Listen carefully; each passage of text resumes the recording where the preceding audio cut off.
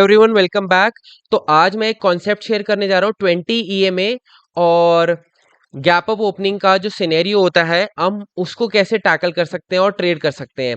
ठीक है, first of all मैं आपको इनके रूल्स बता देता हूँ। फर्स्ट ऑफ ऑल ये होना चाहिए कि गैप अप होना चाहिए मार्केट। ठीक है, सेकंड केस होना चाहिए कंसोलिडेशन होना चाहिए टिल 20 ईएमए। ठीक है, और थर्ड जो सिनेरियो होना चाहिए एक डोमिनेंट कैंडल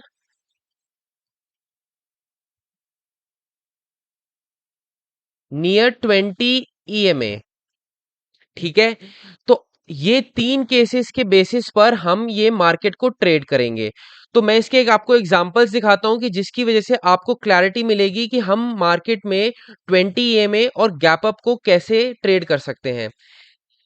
सबसे पहली चीज तो अगर आप आज का भी मार्केट देखोगे तो यहां पर क्या हुआ, मार्केट जो है गैप अप ओपन हुई, कंसोलिडेशन हुआ, नियर 20 ईएमए जैसे ही आया बुलिश डोमिनेंट कैंडल बनी, बुलिश एनगल्फिंग पैटर्न मिला, ये एक हमें अपसाइड का मोमेंटम मिला। तो बेसिकली आपको क्या करना है, 20 ईएमए को एज अ सपोर्ट देखना है। जैसे कि अगर आप हॉरिजॉन्टल सपोर्ट्स को देखते हो तो उधर अगर कोई बुलिश रिवर्सल पैटर्न बनता है तो आप उसको ट्रेड करते हो।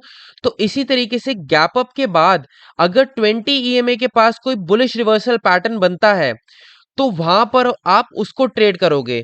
और उसके ऑपोजिट के अंदर जैसे ही मार्केट के अंदर सपोज गैप डाउन ओपनिंग हो जाती है और मार्केट 20 ईएमए ऊपर से आना चाहिए और बाइंग साइड पे 20 ईएमए नीचे से आना चाहिए। ठीक है, तो यहां पर अगर कंसोलिडेशन करने के बाद अगर जैसे यहाँ पर बेरिश एनगल्फिंग पैटर्न बन जाए या रिवर्सल पैटर्न बन जाए तो हम उसको ट्रेड करेंगे। ठीक है, ये तो पहला एग्जांपल हो गया। बाकी मैं आपको चार्ट्स पे और दिखाता हूं कि हमें इसको ट्रेड कैसे करना है। ठीक है, अब यहां पर भी अगर आप देखोगे तो क्या सिनेरियो बना, गैप अप के बाद जैसे ही मार्केट 20 ईएमए के पास आया, सपोर्ट लिया यहां पर और ये अप मूव आया है हमारे पास। ठीक है, क्योंकि बेसिकली 20 ईएमए का कॉन्सेप्ट ये होता है कि बुल ट्रेंड होता है। एक जो मोमेंटम जो कैरी होता है वो तब तक जो ऑप्शन बायर्स होते हैं और ऑप्शन सेलर्स होते हैं वो 20 ईएमए के बिहाफ पर ज्यादा ट्रेड्स इसीलिए लेते हैं क्योंकि 20 ईएमए सुपर बुलिश ट्रेंड के बिहाफ पर लिया जाता है। ठीक है, 20 ईएमए जो है सुपर ट्रेंड की तरह काम करता है मोमेंटम के लिए। तो ऑप्शन बायर को बेसिकली मोमेंटम चाहिए होता है तो वो 20 ईएमए को ही कंसिडरेशन में लाता है और पोजिशनल के लिए हम 50 ईएमए को लेते हैं। अब यहां पर अगर आप देखोगे ये गैप अप तो हुआ बट यहां पर कोई रिवर्सल प्रॉपर एनगल्फिंग पैटर्न नहीं बना है जिसकी वजह से मार्केट सस्टेन नहीं कर पाया और मार्केट यहां पर नीचे आ गया है। ठीक है, और भी एग्जांपल्स दिखाता हूं मैं आपको।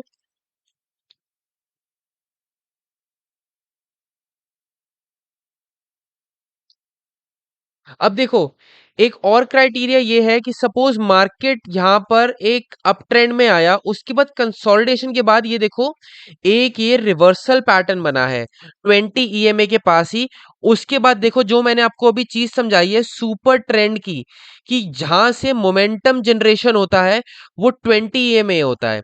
और यहां से अगर आप देखोगे तो कंसोलिडेशन हुआ, यहां पर रिवर्सल पैटर्न बना है और यहां से ही मोमेंटम जनरेट हुआ है। और हम एसएल कहाँ का लेंगे, 20 ईएमए के नीचे क्लोजिंग का, या तो ये रिवर्सल पैटर्न के नीचे का ले लेंगे। और आप अपने रिस्क टू रिवॉर्ड के अकॉर्डिंगली इसमें ट्रेड ले सकते हो। अगर मल्टीपल लॉट्स लेते हो तो 1:1.5 पे आप पार्शियल बुकिंग कर सकते हो और बाकी आप ट्रेल कर सकते हो मोमेंटम के हिसाब से। ठीक है, अब आगे चलते हैं।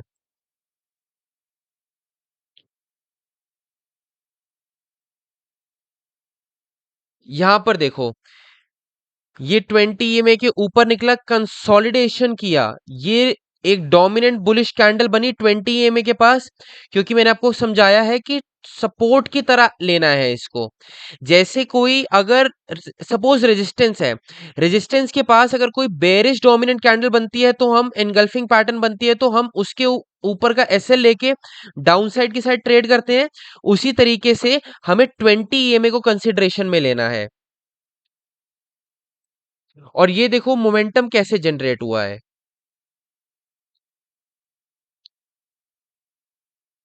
यहाँ पर भी अगर आप देखोगे तो गैप अप ओपनिंग हुई है, धीरे धीरे से कंसोलिडेशन करते के साथ ही मार्केट 20 ईएमए के पास आई। और यहाँ पर एक छोटा सा मोमेंटम जरूर जनरेट हुआ है यहाँ से, बट ऑप्शन बायर के लिए 120 टू 150 पॉइंट्स एनफ होते हैं, जो कि प्रीमियम हमें अराउंड 15 to 20% मिल जाता है। ठीक है, अब यहाँ पर भी अगर आप देखोगे तो मार्केट जैसे मोमेंटम जनरेशन की तरह आ रहा है, बट यहाँ पर मार्केट कंसोलिडेट करने लग गया और 20 ईएमए के पास जैसे ही आया, डोमिनेंट कैंडल बनी, उसके बाद ये देखो मोमेंटम जनरेशन आया और ये रेजिस्टेंस की तरह ही काम कर रहा है। देख लो कितनी बड़ी बड़ी डोमिनेंट कैंडल बन रही है, जैसे ही 20 ईएमए के कांटेक्ट में आती है वैसे ही यहाँ पर मोमेंटम जनरेशन हो जाता है।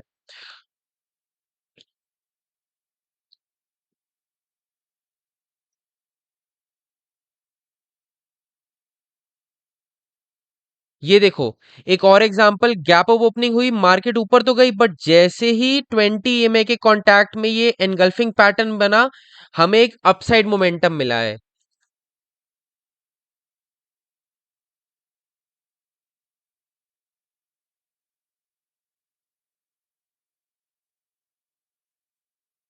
देखो मार्केट नीचे आया, कंसोलिडेशन किया, जैसे ही डोमिनेंट कैंडल बनी 20 ईएमए के पास, तो ये शार्प मोमेंटम मिलता है हमें।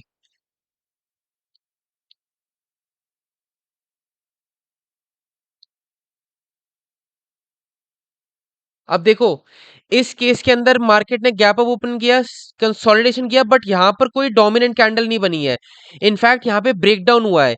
तो हम इस केस को यहां पर ट्रीट नहीं करेंगे, हम यहां पर ट्रेड जो है नहीं लेंगे, क्योंकि यहां पर जो हमारी कंडीशन है वो सेटिस्फाई नहीं हो रही है। ठीक है, तो इस तरीके से आपको जो है चार्ट को अच्छे से देखना है कि मार्केट के अंदर अब यहां पर भी अगर आप देखो ये गैप अप सिनेरियो हुआ, काफी ज्यादा बड़ा गैप अप था ये, बट उसके बावजूद जैसे ही 20 ईएमए के कांटेक्ट में आया मार्केट, तो आप देखो हमें एक मोमेंटम अपसाइड का जरूर मिलता है। और हमारा एसएल कितना होता है, सिर्फ हार्डली 50 to 60 पॉइंट्स का नीचे हम एसएल लेके चलते हैं इसके अंदर।